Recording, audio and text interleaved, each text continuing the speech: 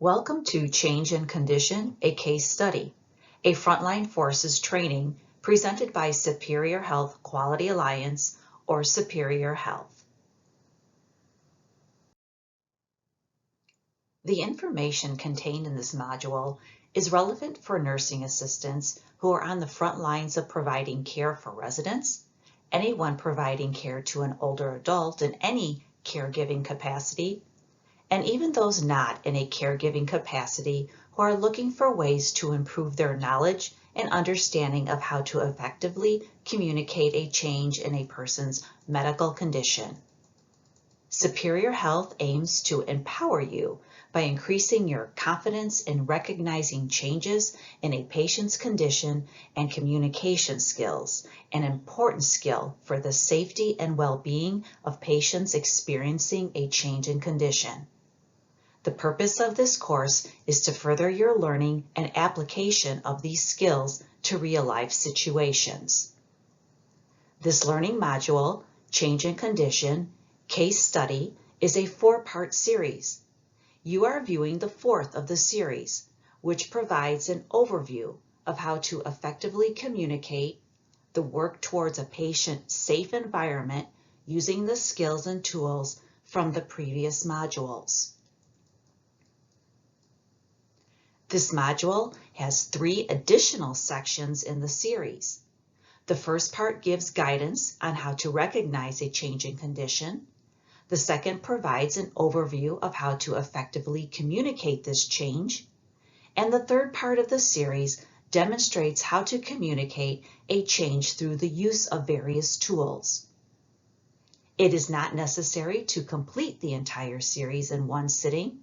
You can leave and return to the course at any time. By the end of this module, you will have an understanding of how to recognize and communicate change in patient condition based on scenario-based questions.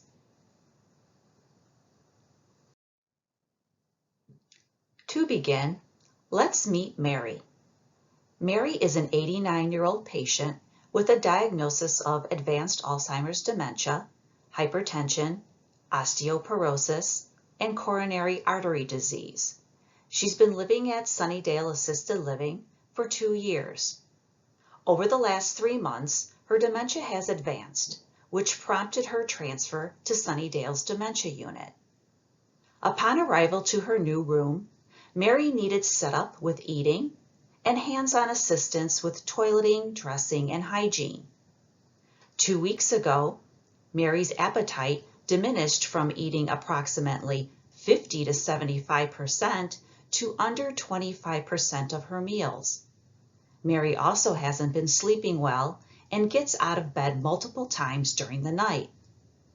Staff assist Mary to the bathroom when she gets up at night, but most of the time she does not urinate. She is attempting to exit doors and pushes staff when they attempt to redirect her. Her daughter, who visits often, states, "Something isn't right with my mom, but I can't pinpoint the issue. She's restless and doesn't want to hold my hand like she always does." Yesterday, Mary wouldn't get out of bed. She's lethargic and has a temperature of 101.1 Fahrenheit. Blood pressure is 110/70, pulse 90, and respirations 22. The doctor was notified of Mary's change of condition. Labs and an urinalysis with culture and sensitivity were ordered, which determined Mary had a UTI, or a urinary tract infection. Based on the case study, select the best response in the following scenarios. Based on Mary's story, what change or changes was first noticed and should be reported to Mary's nurse? Restlessness at night, decrease in urination, and diminished appetite? Lethargy, increase in temperature of 101.1 Fahrenheit, or all of the above?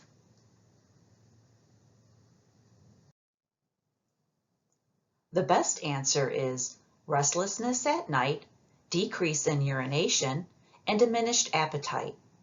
These early warning signs could be an indicator that Mary was developing an infection and should be reported to the nurse.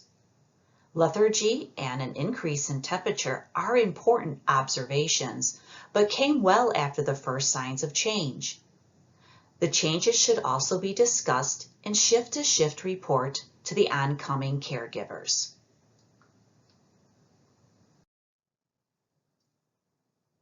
Mary's daughter indicated her mother isn't right and that she won't hold my hand. The appropriate response to Mary's comment would be, "Your mother's dementia has advanced. That is why she moved here. As she adjusts, she may or may not hold your hand." This is unusual behavior for your mother. Is there anything else about Mary's behavior, mood, or physical well-being that seems off or unusual? I'll report it to her nurse. This is very interesting. If Mary continues to act this way, let me know and I'll inform her nurse.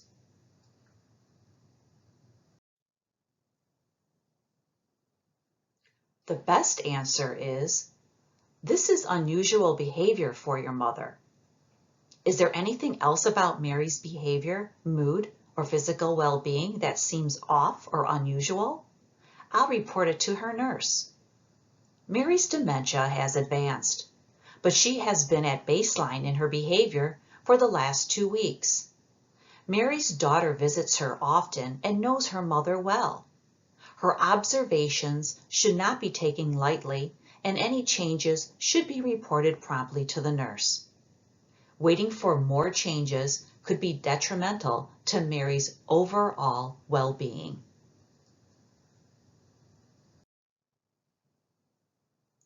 After discussing the changes with Mary's nurse, it was determined that Mary's doctor would be notified and updated on her condition. You left at the end of your shift feeling satisfied, knowing that Mary's change in condition has been addressed. When you come back to work the next day, an unfamiliar nurse is caring for Mary, and you did not receive any shift-to-shift report regarding changes to Mary's care. You notice the same changes in Mary as yesterday and ask the nurse if there is anything new about Mary's care. The nurse informs you she didn't get anything in report about Mary. She doesn't know Mary very well, and her nurse, Sarah, will be back tomorrow. What is an effective way to communicate your concerns about Mary to the nurse? You're right. Sarah probably forgot, and if she is going to be back tomorrow, I'll tell her then. When I left yesterday, Sarah stated she was going to inform the doctor about Mary's change in condition, and if it wasn't done, you better do it. I know my patient, and there is something wrong. When I left yesterday, Sarah stated she was going to inform the doctor about Mary's change in condition. I'm concerned that Mary is not her usual self, and I'm a bit uncomfortable about how she is behaving and her overall safety. Could you please take a look at her?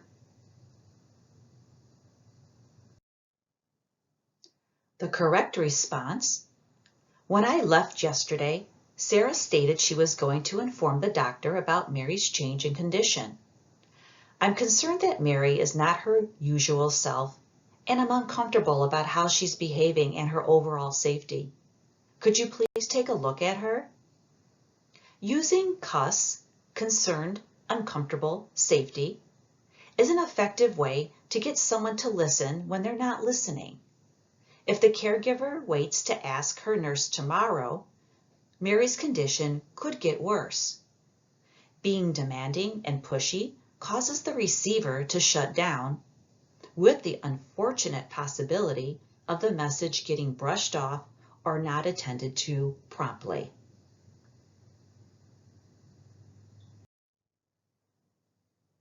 It's time for shift-to-shift report.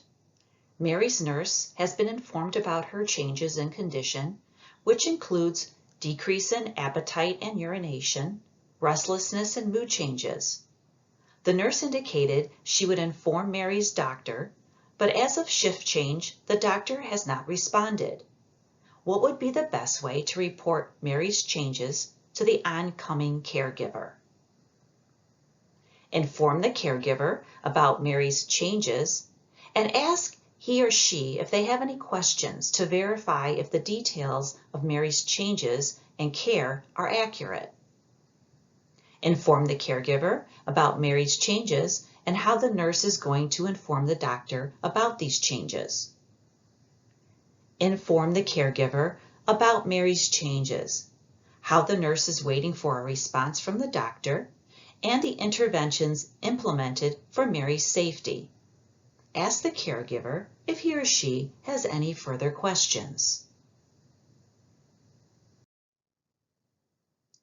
The best response is inform the caregiver about Mary's changes, how the nurse is waiting for a response from the doctor, and the interventions implemented for Mary's safety. Ask the caregiver if he or she has any further questions. Besides Mary's changes in condition, it is pertinent to include what actions are being taken to understand why these changes are occurring. The doctor may order labs or tests to rule out possible reasons for Mary's changes. Since Mary is having undesirable changes, what are we doing as caregivers to keep her safe? Mary needs assistance with eating, and are caregivers encouraging her to drink? Is Mary at high risk for falling or for elopement? What other interventions are being implemented that caregivers need to know about to ensure Mary's safety? Always ask the receiver if they have any questions. Based on the changes you have observed during your shift, what pertinent information is missing when communicating Mary's changes to the nurse using the SBAR tool? As a review, Mary is an 89-year-old patient living at Sunnydale Nursing Home for 2 years. She has advanced dementia with a recent transfer to the dementia unit. She needs setup for eating and hands-on assistance with toileting, dressing, and hygiene. Over the last 2 weeks, she has experienced diminished appetite and needs assistance with eating. She has also experienced restlessness, and the daughter has identified changes in her mother's mood and behavior.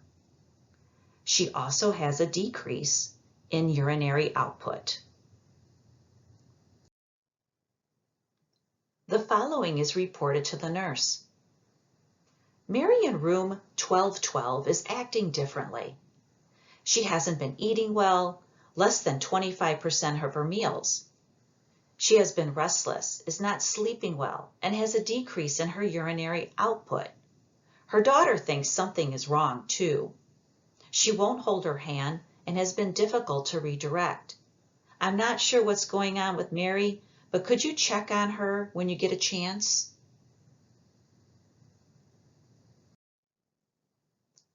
The report given to the nurse is missing patient baseline information. For the receiver, who in this instance is the nurse, can better decide on next moves if she knows the patient's baseline as a comparison to the reported changes. The revised SBAR report includes this information. Mary in room 1212 is acting differently. She hasn't been eating well, less than 25% of her meals. She usually eats 50 to 75% with setup only, but lately needs hands-on assistance to eat. She has been restless, is not sleeping well, and has a decrease in her urinary output.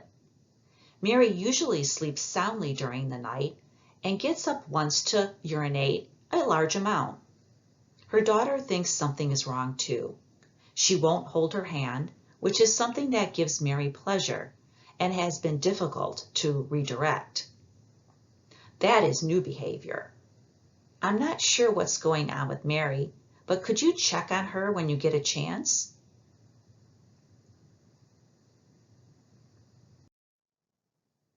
Thank you. This is the end of Change in Condition, a 4-part series.